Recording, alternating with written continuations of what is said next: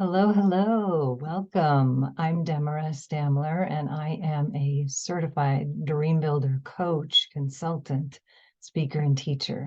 And I am so happy to be here with you today. So today I'm doing this workshop for you, this class, this experience for you that will help you create a life that you actually love.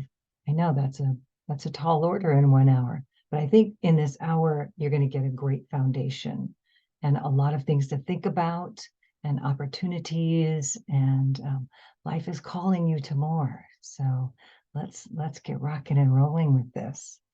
So you'll want to stay to the end because I'll have a special offer for you that I think you're going to want to take advantage of. People love this gift that I give them. So you'll want to watch the whole thing and then you can decide if you want to take me up on the gift or not. All right. Again, I'm Demara, and it's people pronounce it differently lots of time. And maybe you have a name that's like that too. And I'm so totally used to that, but we're all kind of uncomfortable if we don't know how to pronounce somebody's name. So it's Demara, like Deborah, only with an M. So I'm glad to be here with you. So let's get started. I'm going to bring up the PowerPoint so that you can follow along and have some visuals. I know that's really helpful. I'm a visual learner as well, so it helps me to see pictures and words to go along with what it is I'm hearing. So let me bring that up for you and get that started. All right. Perfect. Okay. So this is all about the power of a vision. Having a vision is incredibly powerful. Why do you want to have a vision? Because if you don't know where you're going, how are you going to know if you've gotten there? And if you don't know where you're going, you might end up someplace else. These are quotes I've heard, and they're so true. So really having a solid and true sense of where you're going. And we're going to talk about that and a few things around that. So yeah, so I wanted to start by telling you this story that I love. This is a story, you may not be able to tell this, but this is a mother mouse. And she actually, you can't see them, but she has behind her her four little babies that she has. And they're going through the house that they live in. And they're, quietly trying to, make sure they don't disturb anybody if there's anybody coming. And then they'll run and hide. But they're coming around a corner in the house, and all of a sudden, the mother mouse sees the big tomcat, and and everybody stops. She and the children stop, and she's starting to panic actually. And then she sort of calms herself down, and she waits, and the tomcat's getting closer and closer. It's getting ready to pounce, right? And just as the tomcat's getting ready to pounce, and this tomcat's pretty excited. This could be lunch for him, right? Just as this tomcat's getting ready to pounce, the mother mouse rears back up on her legs and goes woof woof woof, and the tomcat runs away, like kind of freaked out, like what happened just now? And she turns to her babies then, and she says, "Now, children, this is a very important lesson for you. It's very important that you know more than one language." And I love that because it's a great story, and feel free to tell it to anyone that you know. But it's true, in the work that we're doing today, there's a language to success, a language to creating the vision that you want, a language to creating the life that you want. And so they, fortunately, the words that I'm going to share with you are not new words for you. They are words you've heard before, but not necessarily in the way that I'm going to tell you them today, the ways that I'm going to share you and hopefully inspire you to take some new and bold steps today.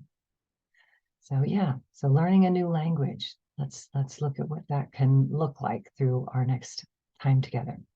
So what we're going to do today, what I'm going to do with you today is I'm going to encourage you and offer you 3 tools that are going to help you achieve your goals faster. And one of the things also is helping you get even more clear about what those goals and dreams are. And then also what you'll get is walk away from this class feeling even more confident in your ability to achieve them. So that's an aggressive, it's a lot to want to accomplish in an hour, but I think we can do it. Hang with me. All right. So, but that's because this is my intention for you. So here's a question to ask yourself. How many of you have ever achieved a goal or a dream? How many of you have achieved a goal or a dream? And hopefully, most of you, if not all of you, have raised your hand that you've done that at some point in your life. And so the next layer of the question is, how many of you ever achieved a goal or a dream that you had no idea initially how it was all going to happen? Probably a good portion of you have thought that too, have actually achieved something and you just went for it. And then, how many of you have actually achieved a goal or dream? You didn't know how it was going to happen, and you were actually really surprised that it actually happened. So that can happen as well. And so what that tells me, and I want that to tell you, is that you are way more capable of achieving whatever it is you want, way more capable than you realize. It's like this guy. He's a little bit shocked. You can see it on his face. He had no idea he could actually pick this thing up and hold it up in the air. But what's important about that is that,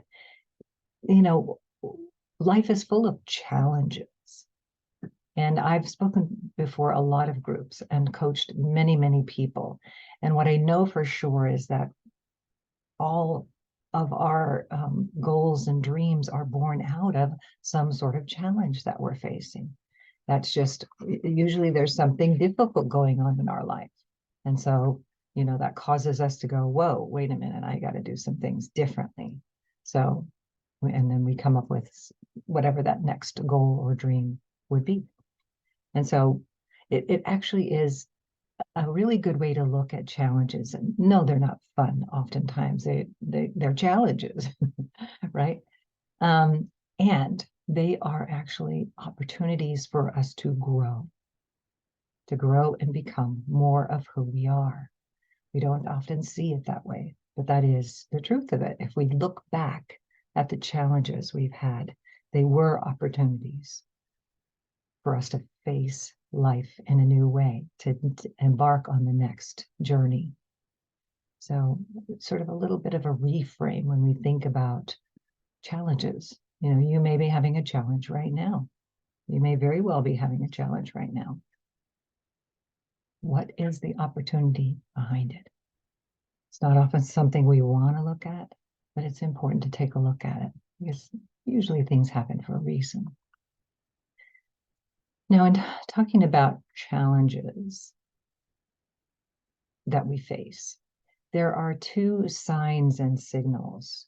Life shows us, the life in us brings forward two things for us that are opportunities, that are ways we're intended to grow. They're signals that there's more for us. And one of those ways is a longing. A longing shows up. I really want to be doing more meaningful work, something that's happened in my life and brought me to where I am today. So a longing for wanting more, that there's more, whether it's in your work in the world or it's in your relationship that you're in, relationships in general, whether it's a love relationship or personal relationship or family, friends, colleagues, whatever it may be, there can be a longing for more. The other signal is that there's a discontent. I'm done with this. This is not working for me, whatever this is in whatever area of life it may be. But these are signs and signals from our interior self, from that part of us that's going, hey, there's more for you than what you're experiencing right now.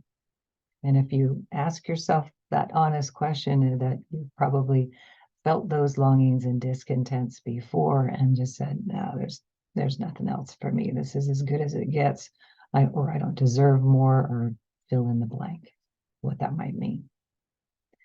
And so you want to notice those longings and the discontents that show up for you and not push them aside, but to actually ask yourself, what is this trying to tell me? So if I'm longing for more meaning in my life, in my work in the world, what might that look like? What could that look like? Give yourself the opportunity to actually take a pause and ask the question. And when you're feeling discontent, things just aren't working for me, what would it look like if they were working? What would that look like? And sometimes we don't know, but we need to at least ask the question, because there is an answer to it, whether we know what it is in the moment or not. That's an important piece for you. So this is, along those lines, this is Reverend Dr. Michael Beckwith, who's a brilliant speaker and minister and thought leader in the world. And one of the things he says about this is he says, we're often pushed by pain until we're pulled by a vision. Pushed by pain, whatever that challenge is, whatever that discomfort is, whatever that longing is. We're pushed by that until we're pulled by a vision. And sometimes we need help discovering what that vision is. There is something for us, even if we even if we have no idea what that is in the moment. There is something. So I wanted to share with you. I'm going to come out of the PowerPoint right now for a moment. So my experience with that, with longing and discontent, I can share with you. I could share with you multiple things now that I've done this work in my life of actually imagining and possibility and discovering a potential dream, being a dream builder, not just creating a dream, but actually building it. Now that I've done this work so much in my life and helped so many other people do this work, what I know is that there are many times in my life that I have faced this and I just didn't know it. One in particular was when I was a massage therapist. That was my most formal training. I mean, I'd gone to college, but really the passion in me when I decided to be a massage therapist 30 some years ago. There was just this longing. I didn't even know the word longing. I just could feel it going, what am I doing? Why am I here? What is this all about? And my relationship was not going well. I had kids and there were just things that weren't going well.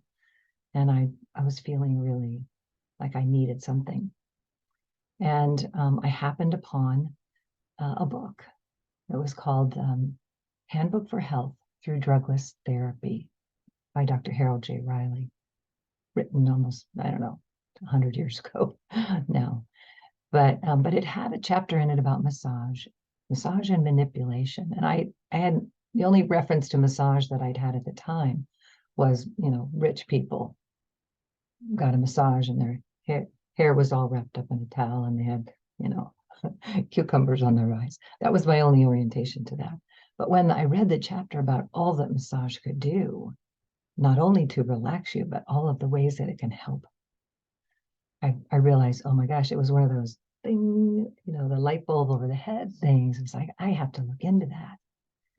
And so I immediately looked into that and found actually a school. There was a process. There was a school that was training people. And at this point I was working full time as an administrative assistant and for a company that was a really great company, but it was a job. Honestly, it was just a job. And it brought in the money. That's what it did. But when I went to the orientation for the school, and they told me how much it was going to be and all that was going to be involved, how many hours it would be and homework involved and all of these things and studying anatomy and physiology, all of a sudden there was a part of me that just shot through with fear. It's like, oh my gosh, where am I going to get the money? How am I going to have the time? I work full time and I've got kids, I've got a family. And, so how am I going to find the time for that? Oh my gosh, school, I did okay. But anatomy and physiology was not one of the things that I did well at. in high school and in early college. So I was like, oh my gosh, is this the right thing for me? Am I making the right choice? There seemed like there were so many barriers along the way for me. Then there was also that part of me that said, I really want to do this though. The more I read about it, I was like, this is amazing work. Oh my gosh, this is amazing work. I would love to do this as my work in the world. Oh my goodness. I just couldn't see how I could bring it about. But once I really tapped into, I really want this. I don't know how it's going to happen. I might fail. I might not do very well. But I kind of feel like I have to try.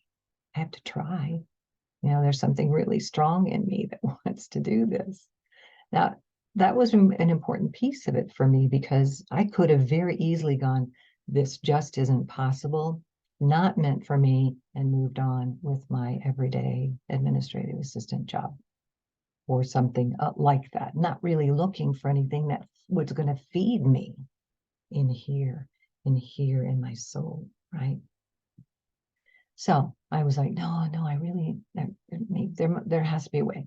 So I talked to my husband. He was like, I don't know, they do have monthly payments. That's really going to strap us. I just don't know. And right now it could be really challenging, right? And so I happened to be on the phone talking to my mother. And my mother and I have always had a great relationship, but it was never one. I never asked for money from my parents. That just was not something I did. I didn't even have that mindset that that was an option. So, I didn't even ask her. I was just telling her about this amazing thing that I'm excited about, possibly being a massage therapist. If we can figure out, if we can discover how to do that, how I can do that, right? And so, and she just out of the blue said, well, I can pay for your first semester. And I was like, oh, whoa, okay. So that door opened. And then I just had to pull out my big girl pants and say, you know what, I'm going to do my best on the anatomy and physiology. And the people at the school were like, we're going to help you. There's tutors. Come on, you can do this. So finding the time, my husband said, cool, 2 evenings a week. I've got this with the kids, don't worry, do it. So all of the doors open because I got past the fear of it. But I had the longing, I had the discontent, and I had all of the fear of failure and all the things that can go along with that. But I pushed past it. And I could tell you stories about what's happened in my life by making that choice. I became a massage therapist. I won't go into the stories, but I was in practice with a chiropractic office for 8 years. And then I went to practice in my own practice for 8 years. And then I went to work for the school teaching massage. And then I became the director of education of the school. And then I became the executive director of the school. All of these things that I could not have imagined, period, end of story. And I went on to do other things, work on the national scene with an association, helping, with working with other schools or massage schools. And now I'm a coach. And that's another journey, another story for another day. But I got pushed by pain and then pulled by a vision. And that works. All right, so let's get back to what else I can share with you. All right, come on, there we go. So yeah, we're often pushed by pain until we're pulled by a vision. Sometimes we need help with that. So you have 4 areas of life. And right now you have results in all 4 areas. You have results in your health and well-being. You have results in your relationships. You have results in your work in the world. You have results in the area of your freedom of time, how much time freedom you have, how much money freedom you have. So these are the core quadrants of our life. And as you look at that, think to yourself, which of those areas do you feel like is really calling to you? Like that really is top of mind. This is what needs the most attention in my life right now. If I had to choose one area, that would, what area would that be? Where you want better health and feel the health and well-being is body, mind, spirit. Healthy in your body, but also healthy in your thinking, healthy in your spiritual connection? Or is it in the area of your relationships? As I talked about, love relationship, family, friends, colleagues, community. Is that an area for you? Your work in the world, how satisfied are you with your work? Would you love to feel more passion and more purpose in your work? And then time, do you have the time that you would love to have to spend time with family or travel or whatever it is? And the money freedom, do you have the freedom? Do you have enough, whatever that means to you, to be able to do what you want to do, have what you want to have, and give what you want to give, be who you want to be? So look at those 4 quadrants. Which one really stands out for you that you know would be the top one that you would pay attention to? All right, so hold that for a moment. Now I wanted to talk about how our results happen. So how do results happen in our life? You have results in all 4 of those areas. As I said, there's already things happening in all 4 of those areas, right? So how did those results come about? So let's take a look at that. This is one of the core things that my coach and mentor, Mary Morrissey, who developed the Dream Building Program and others like that, founded on how our results are caused, what causes our results, and how does success happen? What does it take? What are the elements of those things? So these are 2 core things of this work, foundational things that is important to know. So here's how results happen. We have thoughts. We have thoughts about things, and thoughts cause us to have feelings about it. So for example, I might have, if I woke up this morning thinking, I really don't want to get up this morning. I really am so tired. I really don't want, I don't want to get up this morning. There's a feeling behind that. There's a feeling of, I'm tired. I am resistant. So there's a feeling that goes with our thoughts. Now, let me backtrack just a moment. We have 60,000 or more thoughts a day. So I'm not talking about every thought that we have causes us to have a feeling. But when we are landing on a particular thought, like, I don't really want to get up this morning, or I'm not ready for this meeting that's about to come up, right? Something like that, anything like that. That's a feeling that's going to land for a while. So you're definitely going to have, that's a thought that's going to land for a while. You're definitely going to have a feeling about that thought. Yeah, oof, how can I get out of that? Or whatever it may be. Or how can I push past that? Or really, can I feel, what feeling just comes to us naturally, and how can we change that?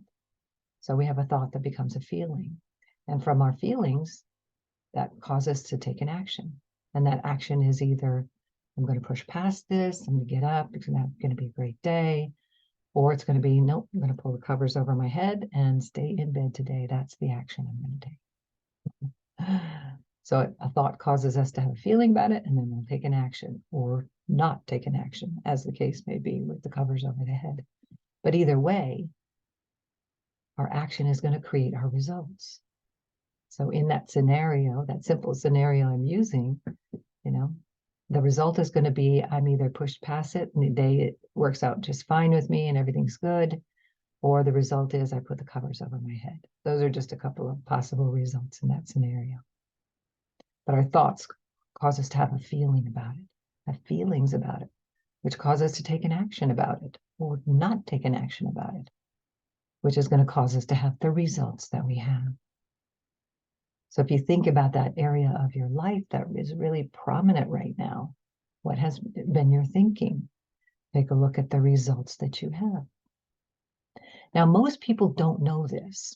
I guarantee you that 95% of this planet does not understand this, because most people think that our results there are causes for our results, and the causes are outside of me. My bed wasn't comfortable. That's the reason. Or I really, I didn't take my sleeping pill. That's the feel, that's the cause of my result. If you're looking at, in a relationship, the cause is, there just aren't any good um, people in the world. There's, I don't live in the right part of the country to meet the right person. The causes are always outside of us. That's typically how we look at it. But in fact, it's our because. I have the results I have because everything else isn't lining up for me. How many of you know? I mean, you know that if you think about that. So they're not causes, they're becauses. Because. But here's the thing, your results never lie. They're the truth of what's going on. So if you want to know what you've been thinking, look at your results. Using the example of having a loving relationship. The results, at one point in my marriage, we were on autopilot. That was our result. My result was a relationship that was on autopilot. And that was not good. But that result of the relationship being on autopilot had everything to do with my thinking. Because at any moment in that, I can only be responsible for my own actions, for my own thoughts, and for my own feelings. So the way that I was thinking about the relationship is this is on autopilot. I don't know what to do about it. This is probably just the way it's going to be. Maybe we should just split up. Maybe we're not meant to be. There's all of these thoughts when in fact, maybe it's just a reframe and we just need to enliven and reinvent or, be open to other possibilities of ways of thinking about this relationship. Do I still love them, etc.? So our results in any area of life are directly tied to our thoughts. So let that be something that you're aware of. Our thoughts cause us to have a feeling about it, cause us to take an action or not, which creates the results that we have. It's a powerful awareness, a powerful awareness. All right, so let's look at the first key of this 3 keys to creating the life you want. The first key is to design a dream. As I mentioned in the beginning, if you don't have a vision, direction, that where you're going, how are you going to know if you've gotten there? How do you know where you want to go? You have to have designed it. There's a great quote. We don't know who said it. I researched it, but the quote is that no wind is favorable. No wind is favorable to the sailor who has no destination in mind. So if you think about that, sailor on the sea, on a ship or a boat or some kind of vessel, if they don't know what their destination is, they can't take advantage of the winds, the trade winds, I don't know enough about sailing to say more about that, but I think you get the gist of it. No wind is favorable to the sailor who has no destination in mind. So are there no opportunities available to us if we have no destination that we're going? We can't take advantage of any opportunities that might be there. Make sense? Yeah, so let's talk about designing a dream. In one of the 4 areas, what area would you choose? What area would you choose? Think of that right now. Just have it in mind. And imagine now, so I'm going to give you the opportunity to think about what do you really want in that area of your life? What do you really want? Not what does, my mom think I should do next, I should want. What's the most logical thing I should want next here? Let go of that because we do go to that. We rely on outside forces to tell us what we want. But I want you to tap into you in here. What do you want? What do you want right in here? In fact, I'm going to up-level the question. What would you love? What would you love? So we're going to go from a want, a really want, to a love. What would I love? And there's a difference in the energy. Just notice that when you say that to yourself, what do I want? What do I really want? What do I really want? There's an energy to that. Instead, then say to yourself, what would I love? What would I love? There's a whole different energy there.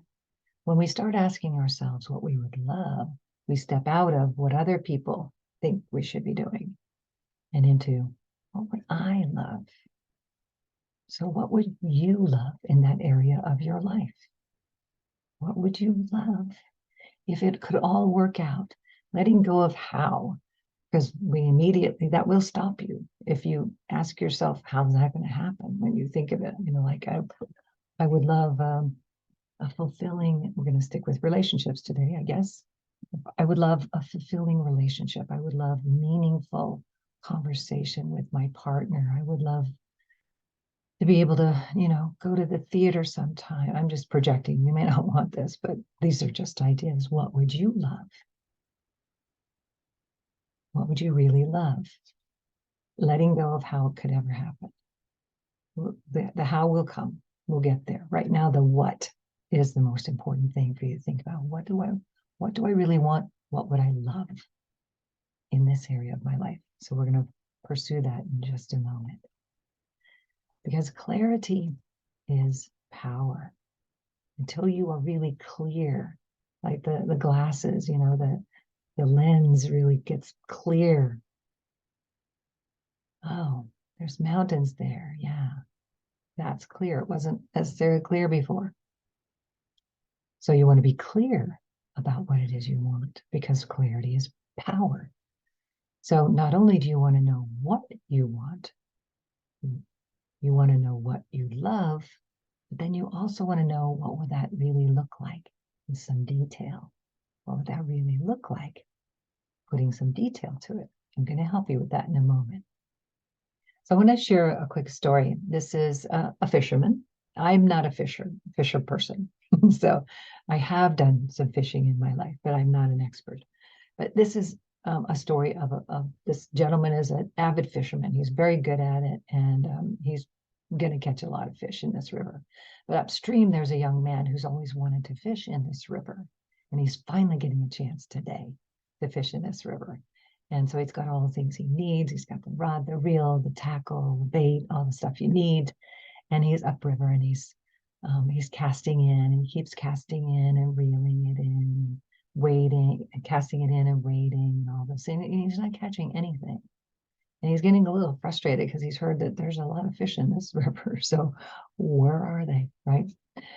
But he notices downstream this gentleman, and he's watching him. And this guy's just catching fish right and left. And, but that he also, and this young man's thinking to himself, I wonder what bait is he using? Why is he catching all the fish? But then he also starts watching him. He notices when he takes a fish off of the hook, he puts it, looks like he's measuring it by something on the ground. And it looks like, and he's throwing back the big ones and keeping the littler ones. And now this young fisherman's like, I'm got to know what this is about, because why would he do that? So he goes down to talk to this man. And he goes, excuse me, I'm sorry to bother you, but I have a couple of questions. I've been wanting to fish in this river for a long time, but I don't seem to be catching anything. And I'd love to know what bait you're using. But more importantly, for the moment, I'm really curious about what you're doing when you catch a fish. And it looks like you're throwing back the big ones. You're measuring them against something. Is there an ordinance against the size of fish you can keep? Or do they get mealy when they're too big? Or can you help? What's going on? Help me understand. And so this gentleman says to him, look, yeah, I'll explain to you, Sonny. Here's what's going on. You see, when I catch a fish, I measure it against this broken off ruler on the ground, because that broken off ruler on the ground is the size of my frying pan. So if the fish doesn't fit in that frying pan, I throw it back. Now we might laugh at a fisherman who does that. You either get a bigger pan or you cut the fish, or there has to be a way, if that's your only reason. It's a very limited way of thinking. But we do that too. We do that ourselves when it comes to life and a possible dream that comes to us. If it's too big, it's like, oh, it doesn't fit in my frying pan. And my frying pan is my thinking in this case. It's too big for me. I have had that happen to me when I graduated from massage school. And my mother was an entrepreneur all her life, building businesses. And so she's telling me, I had been graduated for a little short period of time. And she's like, you can open a practice and hire massage therapists, and you could sell some products. I mean, she's telling me about what I could do, and in my mind I'm going, whoa, no, that's too big for me. That's not going to happen for me. So we do that when it wasn't true. I did end up doing that eventually, but in that moment of time I couldn't see how I could do that. My thinking was so limited to, oh no, I'm just going to do this. So we limit ourselves. We throw back the big dream. And I want to caution you about that. Caution you about throwing away the big dream. That is what's calling you. That is that part of that longing and discontent comes with, ooh, what about this? You could do this. And that part of you knows that you could, but there's that other part of you that thinks you can't. And there's this battle going on.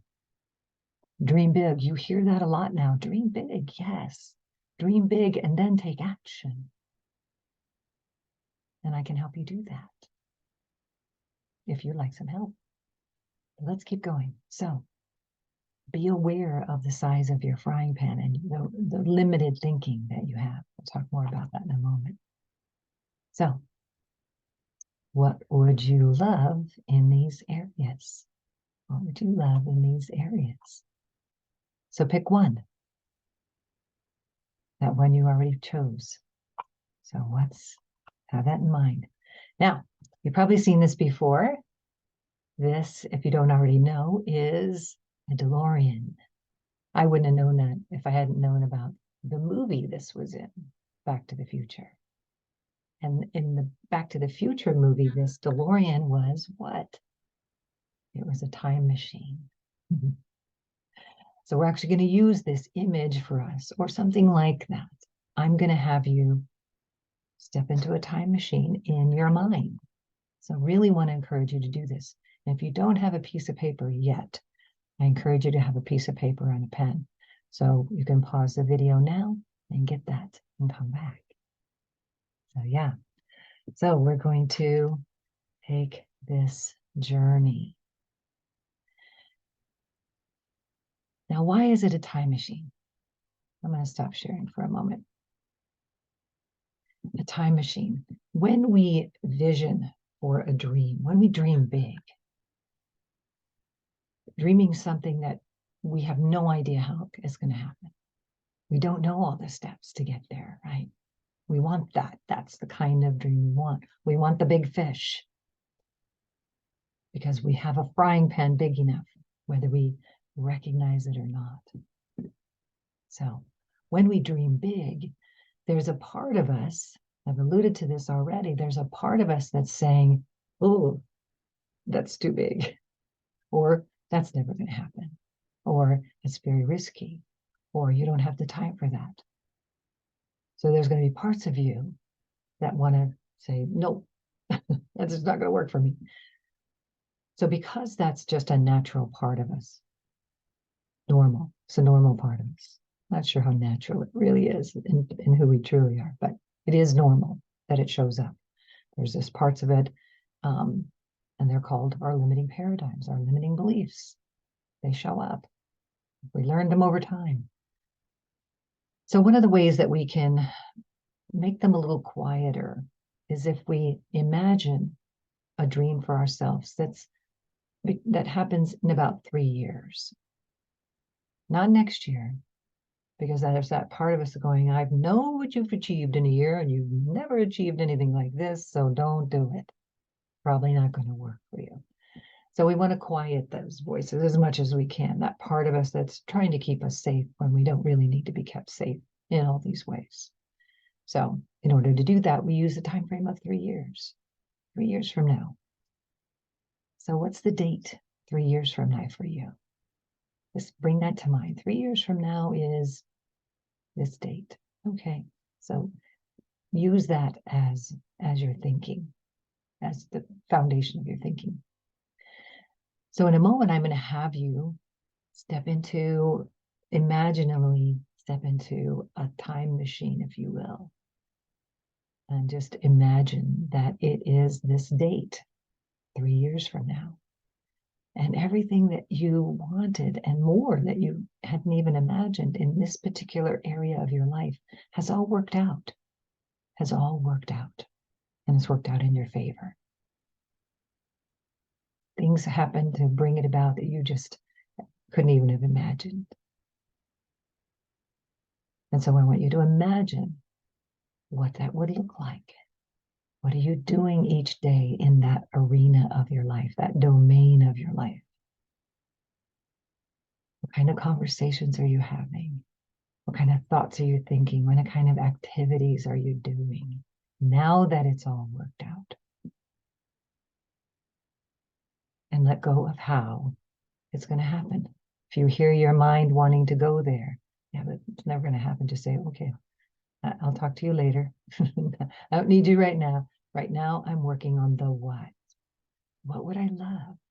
This is the what would I love time. And I will tell you, and we're about to do this, but I will tell you that there is physics behind visioning. There's neuroscience and how you retrain your brain to think differently. There's historical data, tons of historical background of people who have done this, who have thought this way. Thomas Edison used to, when he was developing, really trying to create this method of lighting our homes that wasn't tied to oil lamps or candles, that it was coming from electricity, this thing you can't see. And so he had these 10,000 failures, which he called actually feedback. But he would go every day when he was in his lab, there was a rocking chair. He would sit down and he would go into what he called the land of solution. We might call it meditation or some sort of, envisioning. It would be visioning in a meditative way. But this is how he would get the answers, because for him, he's trying to develop something that has not been developed before. Yes, Tesla was doing something similar, but it hadn't been done. So there was no one to go to. There was no encyclopedia. There was no internet. There was no one to go to. He had to go within to find the answers of what's something I could try. That land of solution, that imagination. So that's where we're going. You're going to go into your imagination. Say, okay, what could it look like? If it all worked out for me, what could it look like? What would I love for that to look like? What would feel amazing to me? Ask yourself those questions. So, in a minute, I'm going to ask you to pause the recording and use your piece of paper and just take a couple of minutes. Give yourself just a couple minutes to get some framework to get started on it. So, are you ready? Are you ready to do that? Let's go back into the PowerPoint. And we're in that DeLorean. So I'm going to put, so the way that I'm going to do it is give you this little prompt. Give yourself 2 minutes. 2 minutes. So right now, pause this and start writing. What would I love 2 years from now in this quadrant of my life? That you will be imagine that you're already there. It's already 3 years from now. What's happening? What are you doing? How are you feeling? All right. Push pause. I'll see you in 2 minutes.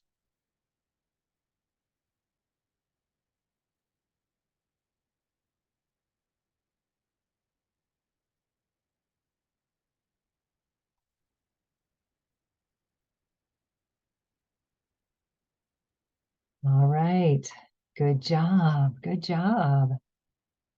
I hope you got something written down, something. And what I want to invite you to do after this class is to go back to it. Give yourself some time to go back and go and add to it, or maybe even change it. You might read it, whatever you wrote, and say, and think to yourself, it's not exactly that. Oh, but this is what I think it is. And just let it be an ever changing. You get to work with this for a little while. So I invite you to do that after the class today. You spend some time on this vision. It matters. Just by doing this exercise, you very well might see something really unexpected happen for you. I've heard it and seen it and felt it myself time and time again. All right, so let's move on. You have a vision now. You have a baby vision. You have the beginning of what it is that you would love in your life in this one area. So the second key, the second principle is to decide for it. Make a decision for the dream that you have just begun to create. Why do I have that in there? Why is this an essential principle? And this is one of the 10 principles. These 3 keys that I'm teaching you are part of the 10 principles of creating and building your dream. So this is an essential tool, one of the 10 essential tools that I would train you in. But this one's super important. Now you have a baby dream. You have the beginning of what it is you would love. Now you have to decide for it. Why does that matter? And why do I make a big deal of this? Because there is a part of us called our will that can come in and get in our way if we aren't using it properly, or it can help us. So when we decide for a dream, hopefully what you want is that it feels like, oh, this would be really great. I would love that. Yeah. And there's another part of you going, maybe this isn't a good time or whatever. You have to decide for the dream. It has come to you now. It's not coming to you later. It's coming to you now. You've downloaded something for you to move towards, to take steps towards. And now you have to decide to actually do it, because it's easy for us to put it off. Way too easy to put it off. Because if you put it off, tomorrow or a week from now, that's not a decision for the dream. That's a plan. And plans may or may not happen. But its decision is, I'm doing this. I'm doing this. Bob Proctor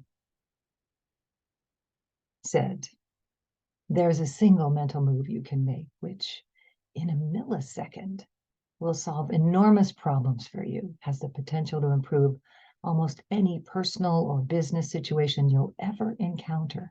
And it could literally propel you down the path to incredible success. We have a name for this magic mental activity, and it's called decision. That's how big a deal it is. It matters. Bob Proctor, if you don't know who he was an amazing coach and speaker, worldwide speaker, thought leader, studied one particular book. He studied others, but there was one, his go-to book. He studied it for 50 years. It was so dog-eared. It probably belongs in a museum now. He passed last year, and he's a great loss for us, but we had him for a good long time. But he knew you can have a dream, but until you decide for it, it's still out in the ethers. So decide for the dream. You have to decide, and it isn't a decision just for today. It's a decision. You'll decide again tomorrow. Am I doing this? Yes, I'm doing this. I'm doing this. I'm doing this. Tomorrow and the next day and the next day and the next day. You have to be decisive with it. Be willing to decide for it. And this is why having a coach is so important, and why coaching is the second fastest growing field in the country, according to the Department of Labor's Bureau of Labor Statistics. Second fastest growing, because people know they need help to create a dream and to decide for it every day, and to get past all the things that will come to us that try to thwart us. So decide for the dream and decide for it every day. And then the third principle I want to share with you is also really important. They all are very important. These three will get you going in the right direction. And this one is making friends with your fear, befriending your fear. I'm not talking about making it go away. And fear is going to show up. A profoundly wise man. If you've not seen some of his other work other than his movies and some of his crazy art stuff, which is profound as well in some many ways. But Jim Carrey, the comedian and actor, said, fear is going to be a player in your life. You decide how much. Did you know you could decide whether to have fear showing up or not? Did you know you could decide whether to pay attention to it? Yes. But we want to make friends with it. So we notice it. We want to make friends with it. So here's two sides of fear. One of the fears is the fear of failure. This guy on the right here, he's in fear. What if I fail? Oh my gosh, if I go towards this dream, this vision, what if I fail? I have felt that way. I imagine you have too. Oh, what if I fail? But this guy on the left, he's like, no, I'm doing this. I'm doing this. I've got this. You can see it's got the determination on his face. I'm doing it. I've got this. And we want that expression on our face more and more often. And we can choose that. If we notice when we're in the face on the right, we can stop and say, whoa, wait, let me switch to this guy on the left. Fear of failure. Here's the thing. We've all felt failure. When we were all at the point of this little one right here, at the point of learning how to walk and falling down and getting up and walking, trying, falling down, getting up and trying again, falling down, getting up and trying again, 50 times. You did this as a child. And I guarantee you, obviously, at no point along the way did you fall down and say to yourself, I'm just not meant to be a walker. No, you got up again and you tried until you figured it out, until you got it. And what he also had, not only the determination to do it, he had the support of someone cheering him on, someone going, you got this, you can do this. I know you can do this. So yeah, you have felt failure and you have risen. Somewhere along the way, we lose that. We have that taught out of us. And now as an adult, we find ourselves, when we try something, we might try it twice, maybe, but very quickly, we're going to go to a place of this is not meant to be, or this is not going to work for me. It's evidently not for me right now. I'm not good enough. I'm not strong enough. I'm not talented enough. I'm not cute enough, whatever it may be. And we need to let go of that. We need to notice that and let it go. So yeah, fear of failure. We have all felt it. Are you willing to fail and try again? Great dream builders are willing to fail and try again. People who have been successful in their life have not done it without failure.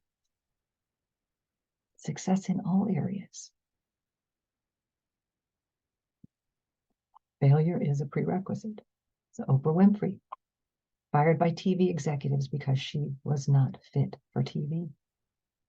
Can you imagine if she had stopped, if she had not moved forward, if she had not moved past what some people said? Where would she be now? Where would we be now? She had a calling. You have a calling. Steven Spielberg, rejected from USC Film School 3 times. Can you imagine if he had stopped? Where would we be without his brilliant films? J.K. Rowling, Her first Harry Potter novel was rejected 12 times by 12 publishers. She did not let that stop her. And the impact of that novel and that series is hard to quantify the impact it's had on. I fell in love with it when I read it, and it's for kids, but I loved it. I learned from it too, the impact that she has made that we would not have had if she had stopped. If she had said, no, I guess this is a terrible book. But she didn't buy that. Bruce Springsteen, fired from his first band, was told he couldn't sing. Sweet, beautiful, powerful music that he has that we would not have in the world if he had listened to them who said he couldn't sing. So, Henry Ford, he failed at 3 businesses before starting the Ford Motor Company. And he was at 53. This is important for us to tune into as well. Yes, he failed at 3 businesses and ended up starting Ford Motor Company, but he did it at age 53. Age is no indicator of your ability to succeed in any area of your life. It doesn't matter how old you are. If you are still breathing, you still have things in life to do, life to enjoy, life to live. I have clients who are in their 80s building dreams. It's fabulous. So yeah, fear and failure are prerequisites. It's just part of the deal. We must go through them and endure and learn to get past them and learn to befriend them and learn to reframe our thinking around them in order to achieve the dream, our own great dream. Our own great dream. So when fear rises up, which it will, it's not an if, it's a when. So when it does, what do? You go back to your dream. You reconnect with the energy of, no, I really would love this. Yeah, I'm doing this. You reconnect. Say, no, fear. Thank you very much. I'm doing it anyway. All right. Something else you can do is decide today what's one action you're going to take. What's one action you're going to take today that's going to move you in the direction of your dream? What's one step you can take? It doesn't have to be massive. It's something to move the energy, to create momentum. What's one action that you could take? Ask yourself that. Pause the video and write that down. That's my task for you right now. That's your in the moment assignment. Pause the video and write down what's the one action that I can take and that I will take today in the direction of my dream. Maybe it's researching something. I don't know. Something will come to you. What's one action? Pause the video. All right. Good job. Good job. I hope you have something that is like, feels good. It's like, okay, I can take that action. Because once you take one action, the next one, you ask yourself, okay, what's the next step I can take? And then you take that one. And what's the next step? And if you have challenges with that part, that's where a coach comes in. How do you find the next steps when you're not sure what the next steps are? All right. Here's what we've talked about. The first principle, the first key is you have to have a dream. You have to have decided for a dream, even if it morphs and changes a little. It's okay. Have a dream that you are using and looking at and reading it every day. Second key is to decide you're doing it. I'm doing this. Okay, I'm going to take this step. I took this class for a reason, and this is one of them. I'm going to design my dream, and I'm deciding I'm going to do it. Make that decision for yourself. And the third principle, befriending your fear. Make friends with it. Yeah, okay, I hear you. I hear you. And when you hear fear show up, you get to ask yourself, is this life or death? Is this what I'm afraid of? Is this life or death? Or is this just pushing me out of my comfort zone? Could that be it? If that's it, go, okay, I'm game. Let me step out of my comfort zone. Let's see what happens.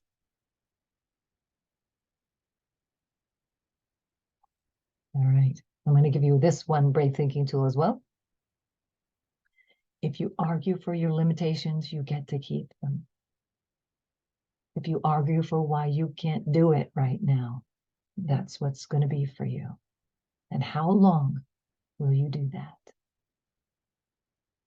I can tell you so many stories of my own and others of people who have argued for their limitation, bought into the limitation of why it can't happen right now. And 6 months, a year, 3 years down the road, it's like, dang, if I'd have only taken that step, if I had only. You don't want to be that person. You want to be the one who goes, no, I'm doing this now. Because now is the time that I have. I mean, none of us know how much time we have. None of us know. We hope it's way long down the road that we have to be here. Yeah. But for me to assume, no, I'll do that when I retire. Okay. Maybe you will, maybe you won't. Maybe you'll be in a whole different place. Who knows? Where it's not even possible, perhaps. So, yeah. If you argue for your limitations, you get to keep them. And there will be results that you'll get from that decision. My free gift for you. All right. Whew. My free gift for you is a session with me, one-on-one. We would get on Zoom or on a phone call. You can be anywhere in the world. I can be anywhere in the world. And we can talk for an hour. It's a very structured conversation about what's your dream. So what did you come up? What do you think it is right now? You don't have to know all of it, but you need to know a starting point. What are you thinking? What came up for you? So we'll talk about that. What gets in the way for you? Why haven't you done this already? Not from a place of blame and shame. That isn't my job, nor it's not my goal. Why do you think you haven't been able to do this so far? What do you think has been getting in the way? This is about helping you understand how your mind works and then how to retrain it. So we have to retrain it. We have this perception that our mind is in control. It is, but we can control our mind. Our body listens to our mind. So we can change our thinking, and I can help you do that. So let me help you with that. Email me. You have my email. Email me, and we'll set up a time to talk. I will send you some questions to think about, and then we'll talk. And if it looks like we're a good fit to work together, I'll tell you about that too.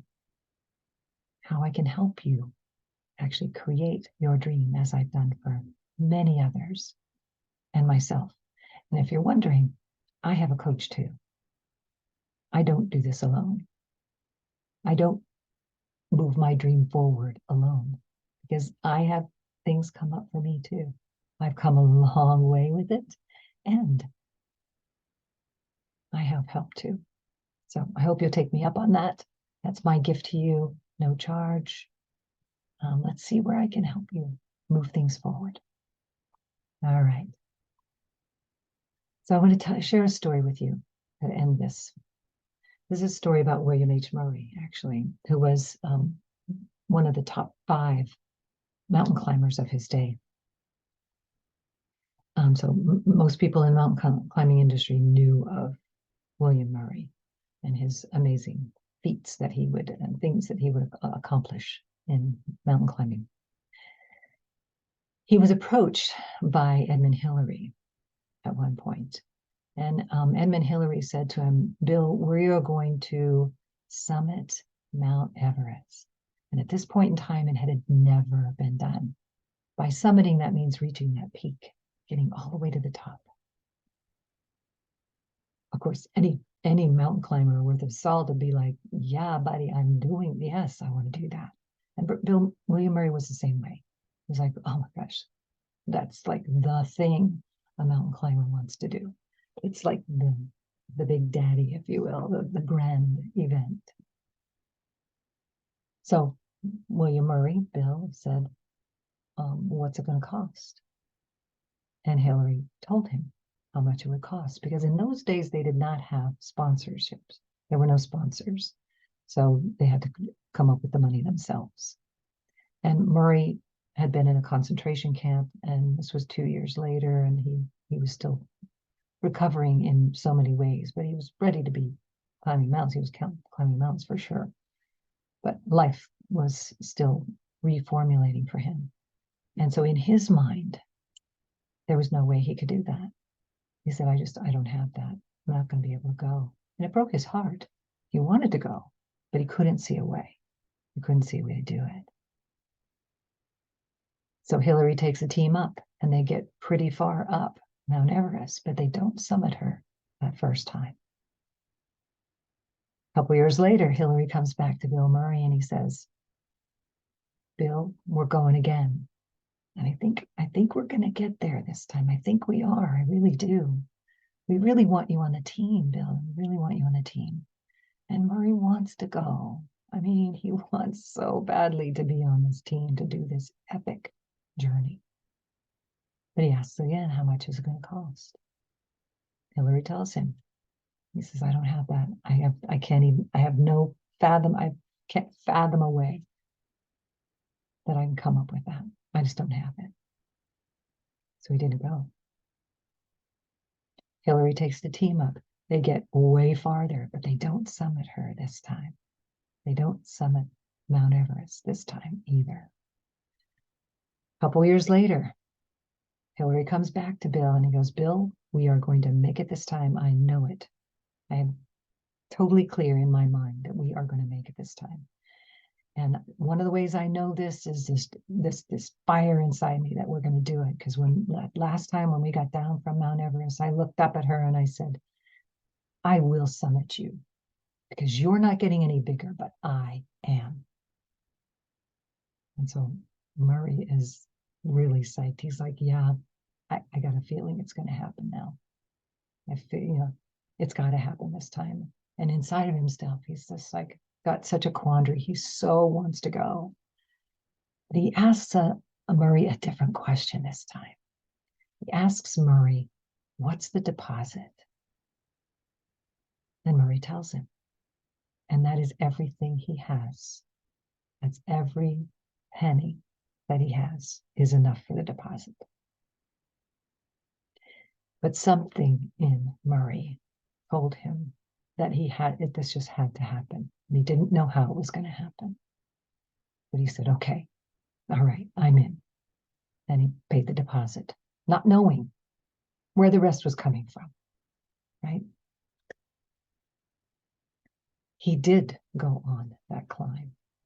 When he had made that decision, all kinds of things happened for him. And they did summit Mount Everest. In fact, because Murray went with them, they found a southern route where they were actually able to summit Mount Everest. He writes about this in his book. Let me get this quote because I want to get it correctly. He writes about this in his book. He wrote a book after this. It's called Evidence of Things Unseen. Evidence of Things Unseen. And one of the things he says in it that I think is really profound for us is he says, absence of evidence is not evidence of absence. Absence of evidence is not evidence of absence. Absence of evidence is simply absence of an awareness of how it's going to happen. The other thing, you probably have heard part of this quote that I'm going to share with you that comes from the book. He says, until one is committed, there's hesitancy, the chance to draw back, always ineffectiveness. Concerning all acts of initiative and creation, there's one element of truth, that the ignorance of which kills countless dreams and splendid plans, namely that the moment one definitely commits oneself, providence moves too. All sorts of things occur to help one that would never otherwise have occurred. A whole stream of events issue from the decision, raising in one's favor all manner of unforeseen incidences and meetings and material assistance which no one could have dreamt would come their way. And he goes on to say in his book, right after that, and he says, and I have great respect for Goethe's couplet. And that couplet says, whatever you can do or dream you can, whatever you can do or dream you can, begin it. Boldness has genius, power, and magic in it. Whatever you can do or dream you can, begin it. Boldness has genius, power, and magic in it. And I believe so do you. So do you. You've got that genius, that power, that magic. You just need the bold step. You need to make the decision that you're going to do this, that this matters, and make the decision that you probably need some help doing. And I'd love to talk with you to see if I am that help for you. And here's that quote, whatever you can do. All right. It was such a privilege for me to give you this time, to give you this information, to give you these ideas of what's possible for you. What's possible for you. There are no limits. If you can dream it, there is a way. You may not know how to right now, but there is a way. So don't let go of that dream. I believe in you, and that is my privilege and power and why I do this work now as a coach, as a dream builder coach, as a consultant, teacher, speaker.